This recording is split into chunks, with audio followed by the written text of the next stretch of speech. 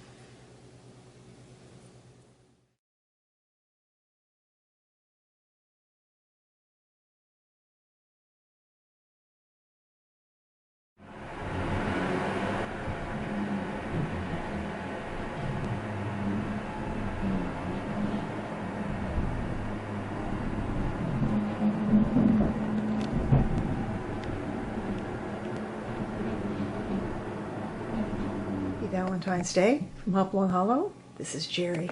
I certainly hope that this video isn't too late for Valentine's Day because I meant to make this pie 3 days ago. But the weather was so I ended up planting peas outside instead of making pie. This is our first pie time with tea video, and I want to make these videos pretty short because they're simply pie recipes, because everybody loves pie, I think, and to make a beautiful pie is actually a work of art. Now this one didn't turn out quite as lovely as I hoped that it would, because, for one thing, the rolling pin with the imprints on it simply wasn't deep enough for those imprints to actually show up very well on the pie crust. You can see them a little bit, but I think I would find a deeper rolling pin with better imprints on it. Those roses were a lot of fun to make, and I am sorry that I can't cut into this pie, but we're having guests in a little while, and that's when we'll have to be cutting into that pie. Certainly no pie expert or pastry expert by any means, but I do love pie, and I bet you do too. And I found that the most important thing when you're making pie dough is to keep it chilled throughout the working stages. So every time I was done with one of my pie discs and I had it rolled out or imprinted, or the ornaments were made for the particular pie, like the ribbons or the little rosettes, I put them back in the refrigerator or the freezer because they have to stay nice and chilled if you want to keep them in shape once they get in the oven. Also, I think it's important to freeze your pie before you bake it. So at least put it in the freezer for about an hour.